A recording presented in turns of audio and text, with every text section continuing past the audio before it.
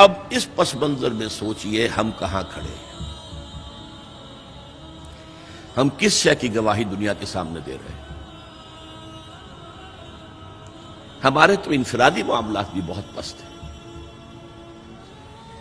ہمارے تو معاملات آپس کے غلط ہیں،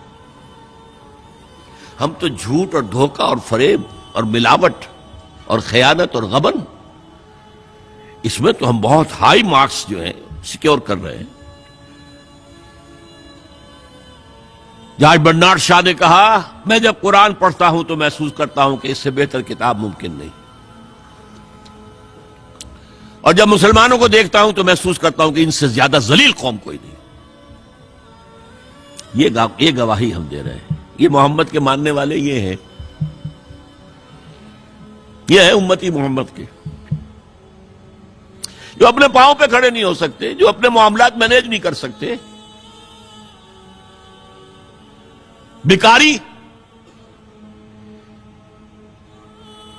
یہ اور کہاں ہے وہ دین؟ کوئی ایک ہی دنیا میں دکھا سکتے ہو کہ یہ ہے دین؟ آؤ see with your own eyes, this is دین الحق۔ یہ جو میں نے آپ سے کہا تھا نا، یہ بڑی نازک ذمہ داری، بڑی نازک، اس کا ایک اندازہ آپ کو ہو جائے گا خطبہ حجۃ الوداع سے۔ حضور نے جو خطبہ دیا، اور وہ عظیم ترین خطبہ ہے تاریخ انسانی کا، آخر میں موٹی موٹی باتوں کو پھر دہرایا۔ دیکھو عورتوں کا خیال کرو، عورتوں کے حقوق ادا کرو، دیکھو غلاموں کے ساتھ نیک سلوک کرو، جو بھی تھی۔ پھر آپ نے ایک سوال کیا، الا هل بلغت، لوگوں میں نے پہنچا دیا یا نہیں؟ 1.25 لاکھ کا مجمع تھا، آج سے 1400 برس قبل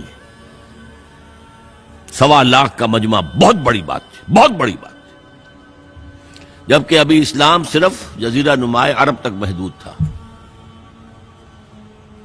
آج بھی پہلے کبھی ہو جاتے تھے 28-30 لاکھ بھی، ان مینیجیبل ہو رہا تھا معاملہ۔ اب سعودی عرب کی حکومت نے کو مینیج کیا، پابندیاں لگائی تو 20 لاکھ، یہی ہے نا 1.25 لاکھ کا بندہ۔ اور اس کا نقشہ میں دکھا دوں، ایک ایک حرف آپ 3 مرتبہ کہہ رہے تھے۔ داہنی طرف رخ کر کے کہا، وہ سنا، پھر مکبر کھڑے ہوئے ہیں، اس نے سنا اور آگے پہنچایا، اس نے سنایا آگے پہنچایا۔ لاؤڈ سپیکر تو تھا نہیں، کوئی پبلک ایڈریس سسٹم تو نہیں تھا۔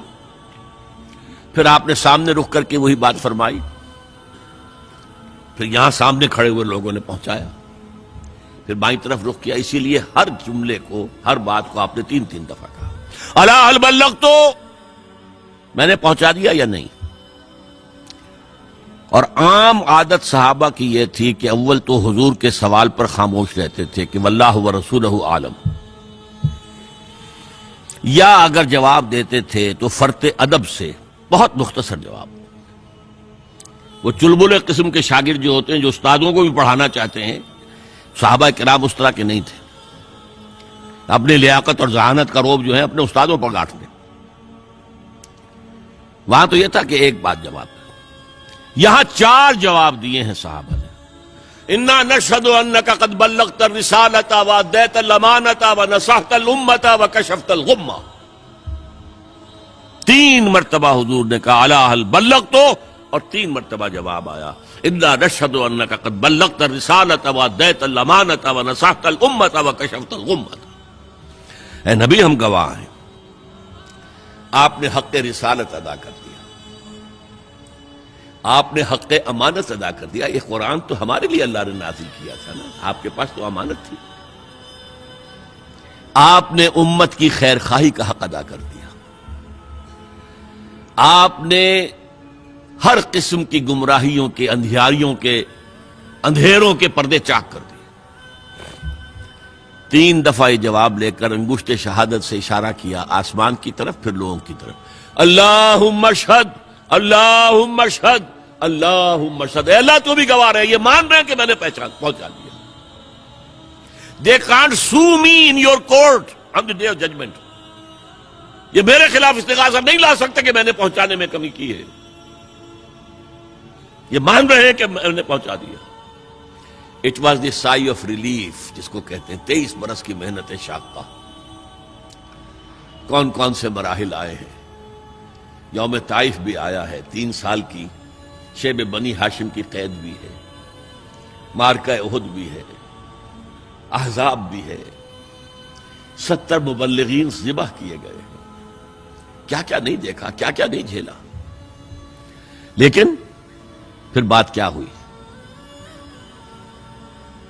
اب آپ نے آخری بات اللہم اشہد اللہم اشہد اللہ, اور اس کے بعد فَلْيُبَلِّغِ الشَّاهِدُ الْغَائِبَ. اب جو یہاں موجود ہیں ان کے ذمے ہے کہ پہنچائیں ان کو جو یہاں نہیں ہے. میں فارغ, میرے کندھے سے بوجھ اتر گیا, اب تمہارے کندھوں پر آیا. اب اس غائب میں وہ بھی تمام لوگ شامل تھے جو اس وقت دنیا میں تھے اور وہاں نہیں تھے. شاہد اور غائب کا لفظ آ گیا جہاں سے میں نے بات شروع کی تھی. شاہد اور غائب, شاہد موجود, فَلْيُبَلِّغِ الشَّاهِدُ الْغَائِبَ, اور غائب میں وہ بھی ہے جو قیامت تک آئیں گے. یہ ہے اس امت کا فرض منصبی, اور اگر آپ سمجھیں یہ ہے اس امت کا فریضہ رسالت. هي الحلقات تحفظني بآيات من القرآن, هي الحلقات تملأني بحب المصطفى العدنان, هي الحلقات تحفظني بآيات من القرآن, هي الحلقات تملأني بحب المصطفى العدنان.